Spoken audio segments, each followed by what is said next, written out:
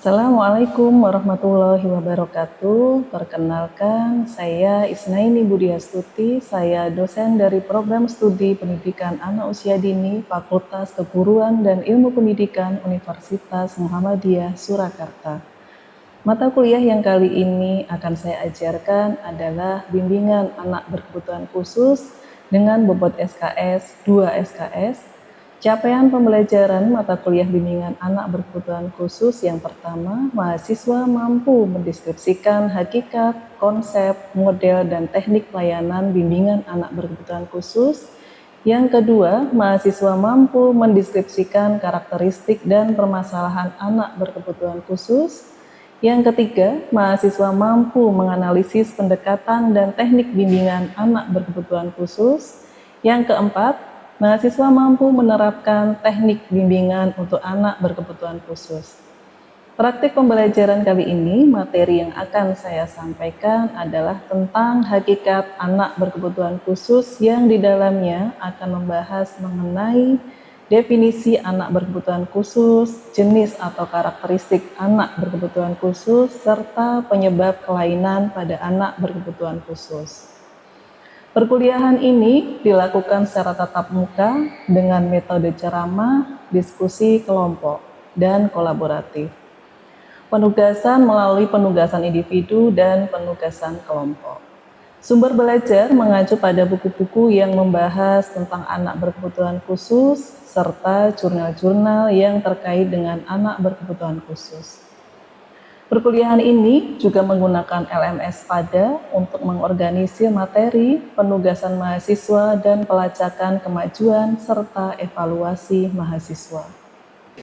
Baik, kita mulai perkuliahan pada pagi hari ini ya teman-teman. Bismillahirrahmanirrahim. Assalamualaikum warahmatullahi wabarakatuh. Oke, alhamdulillah. Apa kabar hari ini? Baik, alhamdulillah. Luar biasa. Allahu Akbar. Oke, baik, sebelum kita mulai ke materi, seperti biasa kita tadarus dulu, baca surat pendek. Silahkan dipimpin salah satu. Mari teman-teman, sebelum kita mulai pelajaran ini, kita akan membaca surah Al-Baqarah. A'udzu billahi minasyaitonir rajim.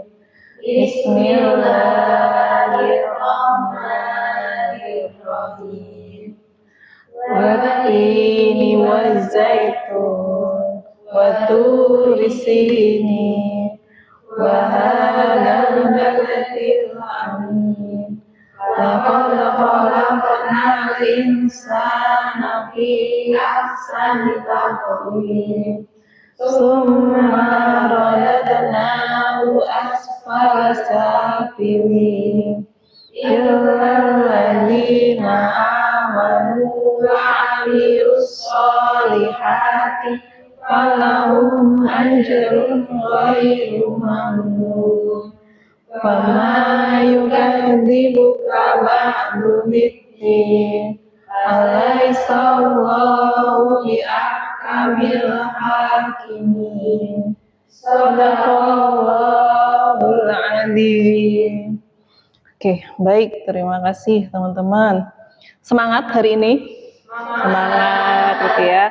Oke, baik teman-teman, hari ini kita akan belajar bersama di mata kuliah bimbingan ABK atau bimbingan anak berkebutuhan khusus.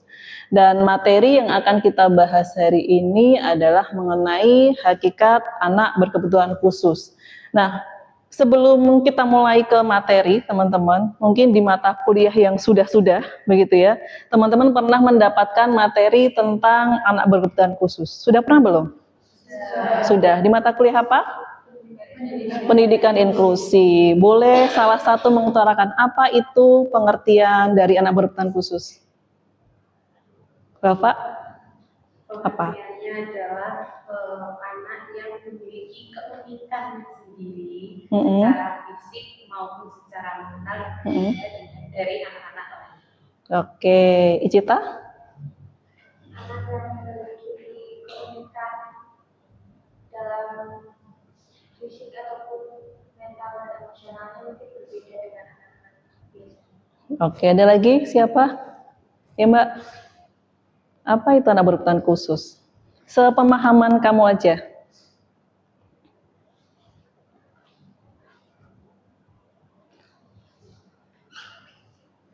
Ayo. Anak berkebutuhan khusus itu anak yang memiliki perbedaan dengan anak yang lainnya. Oke, ya. Dari beberapa jawaban tadi berarti teman-teman sudah punya gambaran ya mengenai anak berkebutuhan khusus itu yang seperti apa sih gitu. Kemudian anak berkebutuhan khusus itu tentunya berbeda dengan anak-anak yang normal begitu. Oke, baik. Kita masuk ke materi. Nah, teman-teman, dengan kita belajar mengenai hakikat anak berkebutuhan khusus nanti, harapan kita adalah, harapan kami adalah teman-teman nanti dapat memahami, bahkan nantinya dapat mengidentifikasi ketika ini teman-teman menjadi guru PAUD begitu ya. Harapan kami teman-teman mampu mengidentifikasi apakah ini anak tergolong anak yang normal atau dia ada indikasi berkebutuhan khusus begitu. Karena sekarang banyak di lapangan itu guru-guru itu belum memiliki keterampilan, belum memiliki kemampuan untuk melakukan identifikasi dini. Padahal itu sangat penting. Identifikasi dini itu sangat penting dilakukan di awal-awal perkembangan, begitu. Karena nanti kalau ketika anak itu memang mengalami berkebutuhan khusus dan itu diketahui sedini mungkin, itu nanti kedepannya akan lebih baik gitu. Akan lebih cepat mendapatkan terapi, akan lebih cepat mendapatkan misalnya pengobatan dan lain-lain begitu. Namun kalau itu nanti diketahui sudah terlambat ibaratnya itu ya, dari usia SD atau SMP baru ketahuan, itu nanti juga akan menghambat proses terapinya, proses penyembuhannya seperti itu. Baik, kita mulai. Nah, ini definisi anak berkebutuhan khusus. Tadi teman-teman sudah menyebutkan ya definisi dari anak berkebutuhan khusus sesuai dengan pemahaman teman-teman sebelumnya.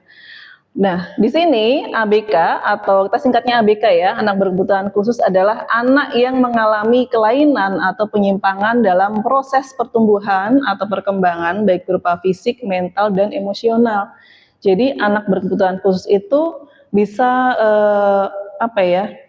memiliki kekurangan juga dalam berbagai hal. Bisa dalam hal fisiknya atau mentalnya, bahkan juga dalam hal emosionalnya. Bahkan ada yang memiliki ketiga-tiganya, begitu. Yang kedua, anak berkebutuhan khusus adalah anak yang memerlukan penanganan khusus sehubungan dengan gangguan perkembangan dan kelainan yang dialami anak dalam aspek fisik, motorik, kognitif, bahasa dan bicara, pendengaran, penglihatan, serta sosial dan emosional. Gitu.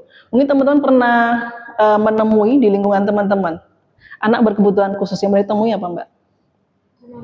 Tunanetra. Nah, Mbak? Down syndrome. Down syndrome itu yang seperti apa? Itu kayak dia mengalami kelainan fisiknya dia rasanya sipit, terus mungkin dia mengalami kelambatan dalam jalan, sama itu perkembangan kognitifnya kayak agak kurang gitu. Baik, kalau teman-teman lihat anak Down syndrome itu mukanya hampir sama semua, ya enggak? Jadi kayak kembar gitu, kayak mirip-mirip mukanya cabi-cabi gitu kan.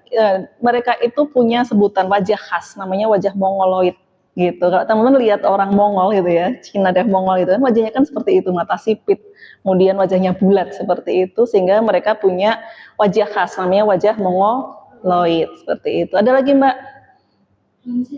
Down syndrome juga. Mbak Cita, mungkin di sekitarnya mungkin pernah teman-teman main ke TK atau sekolah inklusi atau SLB seperti itu, pernah belum? Belum ya, belum punya pengalaman. Sekolah inklusi, apa yang temui apa? Tunanetra, tunarungu, Down syndrome, apa lagi? Banyak ya. Oke, baik, itu beberapa contoh-contoh. Nanti di bawah kita akan membahas mengenai karakteristik masing-masing anak berkebutuhan khusus tersebut.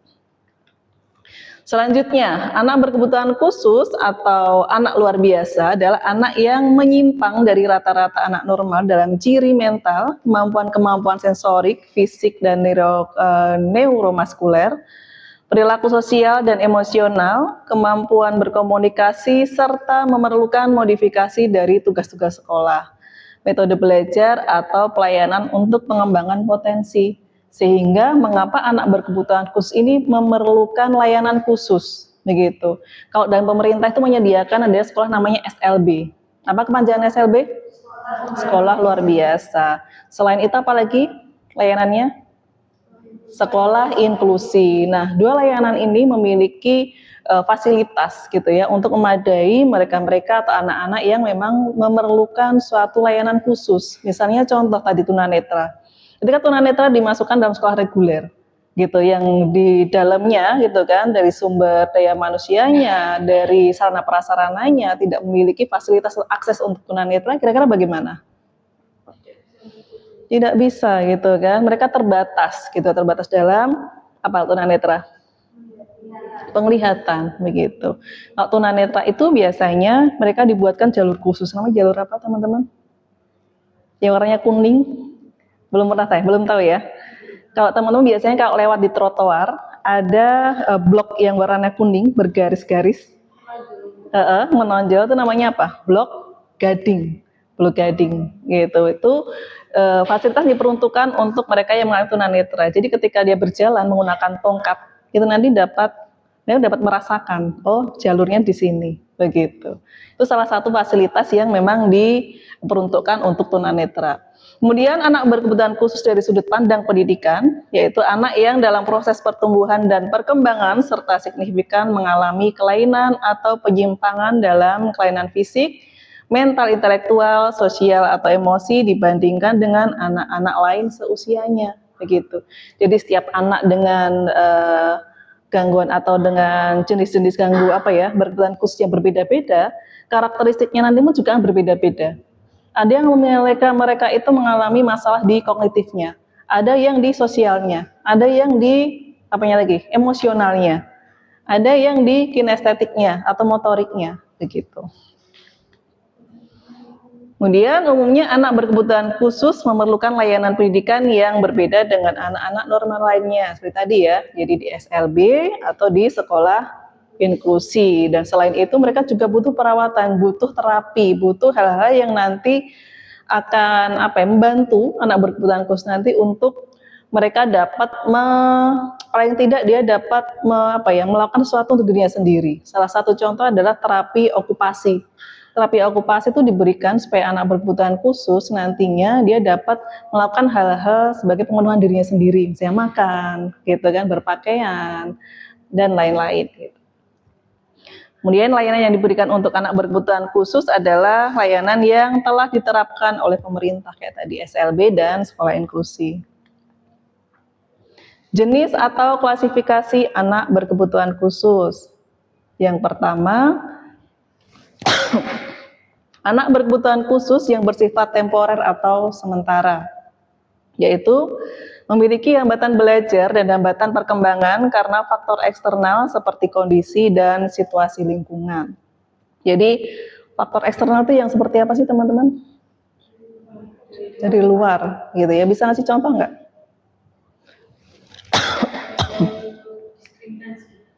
Diskriminasi, ada lagi yang lain? Karena faktor lingkungan, polusi misalnya, atau mungkin saudara. Misalnya saya kasih contoh, ada beberapa anak berkebutuhan khusus yang bisa terjadi karena lingkungan yang tidak sehat. Misalnya itu ya, ada penelitian gitu ya, anak-anak yang hidup di daerah pesisir pantai yang setiap hari dia mengkonsumsi hasil laut, entah itu ikan ataupun seafood ya, kalau kita nyebutnya seafood gitu ya. Nah ternyata di laut itu sudah tercemar oleh limbah-limbah dari pabrik, dan limbah-limbah itu mengandung apa? Timbal. Nah, secara otomatis timbal itu akan menyerap di tubuh atau di ikan ataupun di udang, cumi seperti itu ya. Dan itu dikonsumsi manusia. Itu ternyata secara tidak langsung dapat mempengaruhi kondisi janin gitu. Misalnya ketika ibu hamil mengonsumsi seafood yang mungkin berlebihan gitu ya, atau mungkin proses masaknya yang tidak sempurna.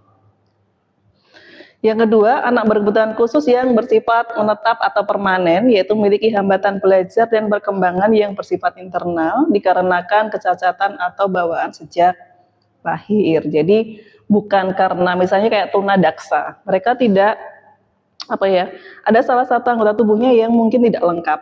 Itu ada yang karena faktor kecelakaan gitu ya sehingga harus diamputasi, ada juga yang bawaan lahir. Sejak lahir dia tidak memiliki anggota tubuh yang lengkap, misalnya tangannya tidak sempurna, kakinya tidak sempurna, seperti itu. Atau mungkin lengkap namun tidak berfungsi dengan baik, itu juga ada.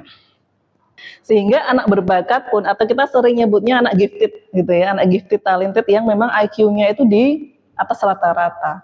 Nah, kenapa kok dia masuknya ke kategori anak berkebutuhan khusus? Karena mereka memerlukan suatu layanan khusus gitu. Mungkin teman-teman dulu waktu SMP atau SMA ada yang namanya akselerasi, pas akselerasi. Nah, itu untuk memfasilitasi mereka-mereka yang memang anak-anak yang berbakat atau yang kecerdasan di atas rata-rata begitu. Karena mereka ketika tidak difasilitasi ya akan bermasalah jadinya gitu ya. Dia nanti akan merasa bosan, malah nanti membuat sesuatu yang mungkin tidak diinginkan seperti itu. Yang kelima tunagrahita, yang keenam lamban belajar atau slow learner, yang ketujuh anak yang mengalami kesulitan belajar spesifik. Kemudian anak yang mengalami gangguan komunikasi, yang 9 adalah tunalaras. Dari 9 ini teman-teman yang masih kurang familiar yang mana? Yang mana? Tunagrahita, apalagi? Kesulitan belajar. Tunagrahita tadi sempat dicontohkan, Down syndrome. Down syndrome itu masuknya ke tunagrahita. Tunalaras, ada yang pernah bertemu dengan anak tunalaras? Apa? Bukan. Jadi tunalaras itu lebih ke gangguan perilaku. Dia tidak bisa mengontrol emosi.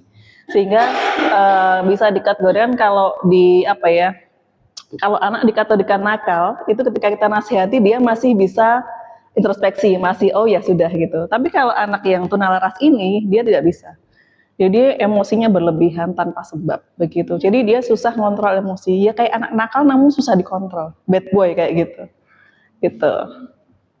Itu ya. Oke, selanjutnya. Nah, dalam penggunaan istilah, anak berkebutuhan khusus memiliki konsekuensi berbeda. Istilah yang paling tepat tergantung dari mana kita memandang. Ada tiga istilah ya. Ada impairment, ada disability, ada handicap. Kita bahas satu persatu. Impairment, yaitu berhubungan dengan penyakit dan kelainan pada jaringan. Bisa dikaitkan dengan fungsi otak. Kemudian yang kedua, disability, berhubungan dengan kekurangan dan kesalahan fungsi atau tidak ada bagian tubuh tertentu. Kayak tadi, kita sudah memberikan contoh yang namanya tunadaksa. Kemudian yang ketiga, handicap, berhubungan dengan kelainan dan ketidakmampuan yang dimiliki seorang bila berinteraksi dengan lingkungan. Kayak tadi ya, tunalaras, kemudian autis, begitu. Kemudian di sini penyebab kelainan pada anak berkebutuhan khusus nanti ada 3, ada prenatal, natal, dan postnatal. Kita bahas satu persatu. Prenatal yaitu sebelum kelahiran. Nah, sebelum kelahiran dapat terjadi di saat konsepsi atau bertemunya sperma dari bapak bertemu dengan sel telur dari ibu.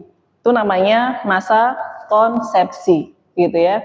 Jadi masa konsepsi itu sudah menentukan teman-teman, nanti anak ini pertumbuhannya, tumbuh kembangnya itu akan baik atau tidak, gitu. Jadi ternyata usia pernikahan itu juga mempengaruhi karena masa konsepsi ini pun sudah menentukan, gitu. Sehingga kualitas sperma dari bapak, kemudian kualitas sel telur dari ibu itu sudah nanti akan mempengaruhi bagaimana kualitas janin, gitu. Nah. Kejadian tersebut disebabkan oleh faktor internal yaitu faktor genetik dan keturunan. Penyebab kelainan prenatal dari faktor eksternal dapat berupa ibu yang terbentur kandungannya. Makanya kalau ibu hamil itu harus benar-benar hati-hati, dijaga banget gitu. Aktivitasnya juga harus dibatasi begitu ya. Karena apa? Ternyata faktor benturan dalam kandungan itu juga bisa mempengaruhi kondisi janin. Misalnya kepleset gitu ya. Atau misalnya naik motor jatuh begitu. Kemudian atau makan makanan atau obat-obatan yang mencederai janin. Kayak tadi, mengkonsumsi makanannya pun juga harus yang benar-benar diperhatikan.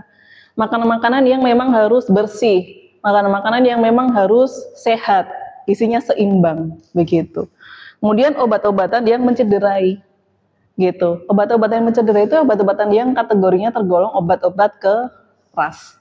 Gitu. Kalau teman-teman beri di pasaran itu ya kan masih ada kode kan, ada kode di ujung obatnya itu. Nah itu kalau kadang-kadang kan kita nggak memperhatikan tuh ini obat keras atau obat yang memang aman dikonsumsi oleh ibu hamil gitu, sehingga kita tetap konsultasi ke dokter ketika hamil. Apapun yang nanti ketika bisa sakit nih flu gitu ya, kalau kita flu mungkin bisa minum obat apa aja atau obat flu apa aja, tapi kalau hamil tidak bisa gitu. Tetap harus konsultasi ke dokter apa yang boleh dikonsumsi dan apa yang tidak boleh, karena nanti akan berdampak. Teman-teman tuliskan berdasarkan pemahaman teman-teman sendiri saja gitu ya. Ini saya hanya ingin tahu seberapa pemahaman teman-teman mengenai karakteristik anak-anak tersebut.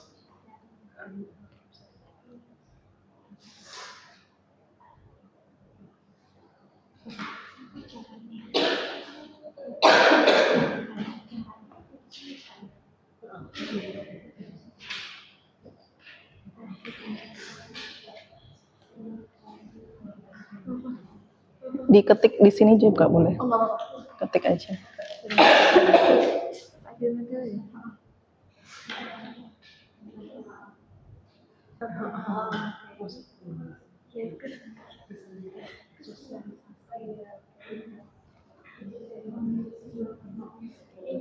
Ada kesulitan nggak?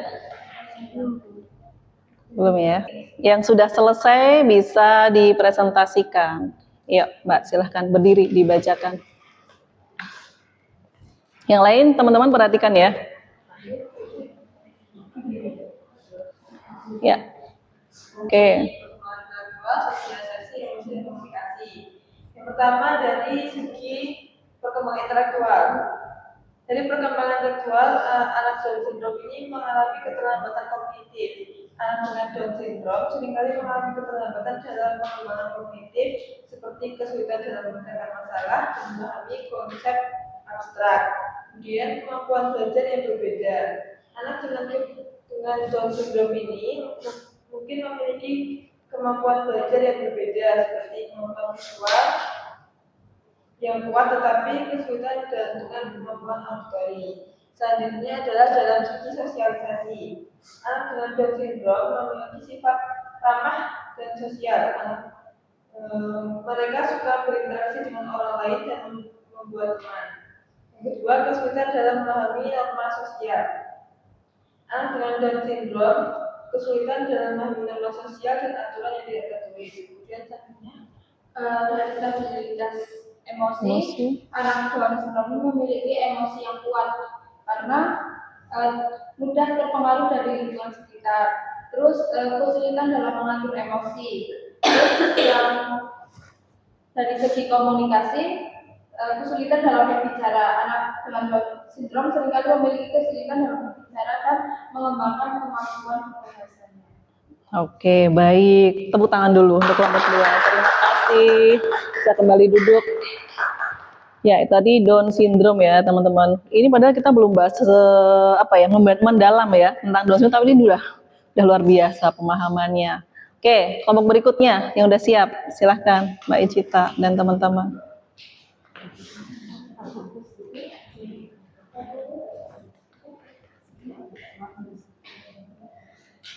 Assalamualaikum warahmatullahi wabarakatuh. Waalaikumsalam warahmatullahi wabarakatuh. Di sini kami akan menjelaskan karakteristik anak tunarungu. Tunarungu, baik. Karakteristiknya adalah pendengaran kurang, sulit berbicara, kurang responsif terhadap suara. Kalau secara fisiknya tetap itu dari tunarungu itu sulit berkomunikasi karena tidak semua orang bisa memahami apa yang dibicarakan dan bagaimana gerak. Oke, baik. Sudah cukup? Ya, oke. Terima kasih. Tepuk tangan untuk kelompok 1. Baik. Ya, itu tadi tunarungu. Terakhir.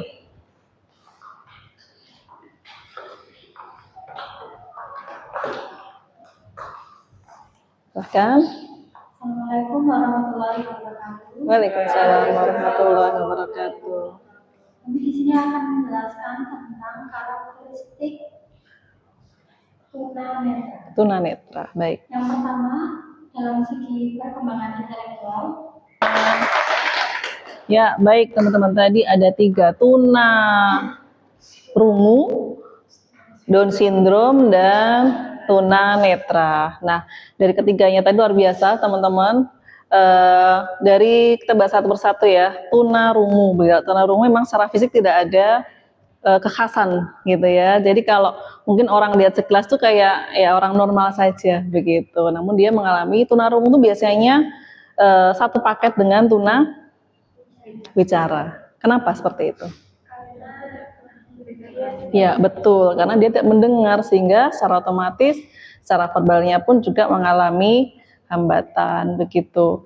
Nah, penyebab dari tunarungu itu sebenarnya juga macam-macam teman-teman ya. Bisa yang ada tadi ya bawaan lahir gitu karena beberapa faktor. Misalnya salah satu contoh bisa karena virus itu juga bisa. Salah satunya mungkin ada beberapa yang lain ya. Salah satunya karena virus rubella atau campak Jerman itu bisa mengakibatkan anak lahir dengan tuna rungu. Dan juga faktor-faktor yang lain kayak tadi misalnya karena keracunan kah atau mungkin faktor tertentu kena benturan atau lain-lain. Kemudian tadi tuna Down syndrome dulu ya. Down syndrome. Down syndrome itu maksudnya ke tuna grahita. Itu Down syndrome, autis itu maksudnya ke tunagrahita. Kalau Down syndrome itu memang memiliki kekhasan. Jadi kita bisa membedakan secara kasat mata itu, nggak perlu melakukan mungkin tes yang rumit, kita sudah tahu bahwa oh ini anak Down syndrome karena sejak bayi, sejak lahir pun sudah wajahnya seperti itu, khas gitu. Kalau Down syndrome itu penyebabnya karena ada kelainan secara kromosom gitu. Kromosom manusia kan ada banyak tuh. Nah, itu ketika pembelahan kromosom ada kendala di situ. Itu. Kemudian terakhir, tuna netra. Tuna netra mungkin sering teman-teman menemui di sekitaran teman-teman gitu ya. Mereka difasilitasi biasanya kalau di sekolah tuh dengan menggunakan buku-buku menggunakan huruf braille begitu. Sekarang itu juga semakin canggih, teknologi juga bisa digunakan sehingga tidak segala sesuatu manual menggunakan huruf braille, namun mereka pun juga sudah bisa menggunakan teknologi gitu. Dan dengan bantuan suara gitu. Saya punya mahasiswa juga yang dia tunanetra. Dia menggunakan fasilitas dari HP-nya, selama itu bentuknya bukan gambar, dia masih bisa mengakses begitu, tulisan kayak gitu ya. Itu masih bisa mengakses gitu. Jadi materi-materi dia di-share di situ, bisa menggunakan laptop ataupun menggunakan HP-nya. Begitu. Oke, baik, itu ya teman-teman. Nanti ini tadi ya yang kita bahasin tadi, silahkan teman-teman sempurnakan. Silahkan teman-teman lengkapi lagi gitu kan. Tadi kan kita masih sekilas gitu kan karena waktunya terbatas. Silahkan teman-teman lengkapi, sempurnakan dalam bentuk tulisan atau makalah begitu ya. Kemudian nanti teman-teman unggah di Spada. Minggu depan kita akan bahas lagi secara lebih mendalam dari ke-9 tadi ya. Kita akan bahas lebih mendalam. Sampai sini ada pertanyaan nggak teman-teman? Belum, sudah paham semua ya? Alhamdulillah, Masya Allah. Oke, kalau begitu minggu depan kita akan bahas lagi materi-materi mengenai karakteristik anak berkebutuhan khusus secara lebih mendalam, begitu ya. Termasuk termasuk juga nanti bimbingan yang sesuai untuk masing-masing karakteristik anak berkebutuhan khusus. Begitu, terima kasih atas waktunya. Insya Allah ketemu lagi minggu depan, teman-teman. Saya akhiri. Assalamualaikum warahmatullahi wabarakatuh. Waalaikumsalam.